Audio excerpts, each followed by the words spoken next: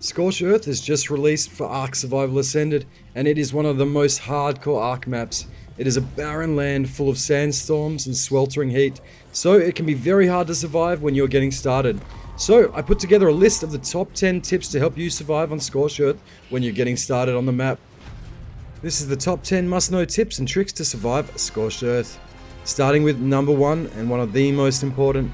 Number 1 is hydration. Now this is one of the most important things on the map, because if you run 5 meters, you're going to be dehydrated on Scorched Earth. So you need to be aware of how to keep your hydration in check. To help with this, you can use cactus sap, and cactus sap can be found with the big form of cactus, which you harvest with a pick, and you get a little bit of cactus from this, and you can also hand harvest cactus from the smaller cacti as well. Obviously, this isn't very effective, but this is if you're in a pinch and your canteen's empty or you're just starting on the map. This will save you so many times. The other thing you can do is go full Bear Grylls and drink from a water jug bug's butt, and this will hydrate you as well. Obviously, this is all early game survival, but it will help you when starting out on the map, trust me. And there's no shame in drinking from a jug bud's butt. We've all been there. Next up, we have everyone's faithful companion for Scorched Earth, and that is the Jabo. This early game tame is really easy to knock out and really valuable because it actually tells you when the storms are coming on Scorched Earth, and it also gives you weight reduction. If it's on your shoulder, you can carry more. So this tame is really valuable, plus it's just cool as hell looking, and you're going to want to get one of these. This way is to actually bowler a Jabo so it can't run away and just use a club if you've just spawned in and you've got access to some hide. And you can knock it out very easily. Put some berries in its inventory. To access your Jabo when it's on your shoulder, hold R on PC and you can actually access its inventory. Inside its inventory, you can put some weight. My weight is at 31. If I put this back on, my weight's at 30. So Jabos are very helpful. They're a must-have tame for Scorched Earth. You can't go wrong with a Jabo. Next up, you want to get desert cloth gear. This is invaluable. Next up, once you've got your smithy, you're going to want to make some desert gear. Desert cloth. This costs 10 fiber, 15 silk, and 25 hide. And the headpiece costs some pearls and crystal. So it's pretty expensive early on. But this desert cloth will keep you cool and give you hypothermic insulation in the desert to make sure you survive and dehydrate less. This is very important to get this gear early. You can obviously make ghillie as well, but ghillie costs polymer, which is a harder resource to get early game on Scorched Earth. So that's why desert cloth gear is so valuable and more accessible. At number 4, we have storms, and these are something you need to be aware of, and there's a lot of tricks to dealing with them. One of the most brutal storms is the heatwave storm, and this will kill your character even in full desert gear. At least primitive gear, that is. So when a desert storm hits, you want to get your tent out, and we're going to cover tent in another point. But basically, each storm has a separate counter to it. So for the heat storm, you want to get inside your tent, and that's the only way you will survive. A dobe doesn't quite keep you alive like the tent does. So this will help you survive through the heat storm. The next type of storm is a sandstorm. This storm will slow down your tame and drain its stamina. So if a sandstorm happens, you want to stop what you're doing, head back to base, get somewhere safe, because tames and creatures will still be just as fast and they'll be able to jump on you. So be very careful of the sandstorms. They are very dangerous. The final type of storm is the electric storm, and this will take out your electronics and make it so your guns won't shoot. So if you're having issues in your base and things aren't working quite right, it could be due to this storm. In Ark Survival Evolved Legacy, it used to be the case that we had to put down a windmill so our generators didn't fail during these storms. I'm not sure if that's the case anymore. I haven't had a chance to test, but be aware having windmill in your base may be a really good idea, because the electric storms mess up your base defenses and guns. Next up, at number 5, we have a tent on Scorched Earth. This is invaluable. What the tent does is gives you protection from the elements, so you can heal up and regen. It costs a bit of silk and a few other light resources, but you put this down and jump in, and this will protect you from the most dangerous storms on the map. So having a tent on you is invaluable and really underrated. So make sure whenever you're traveling around in Scorched, take a tent with you just in case the storm gets you. This has saved me so many times and got me killed so many times from not having a tent on me. So make sure whenever you're traveling Scorched, you're prepared for whatever conditions might come your way, because it's really unpredictable out here in the desert. Next up, we have adobe structures, and this is a specific structure set for Scorched Earth. And what this structure set does is insulate you and protect you against the heat.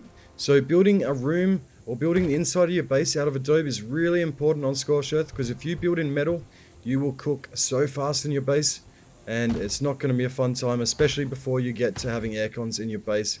So it's very, very invaluable to have a little bit of adobe in your base, and what you'll see is oftentimes people will line the inside of their base with adobe just to give it that little bit more protection against the heat.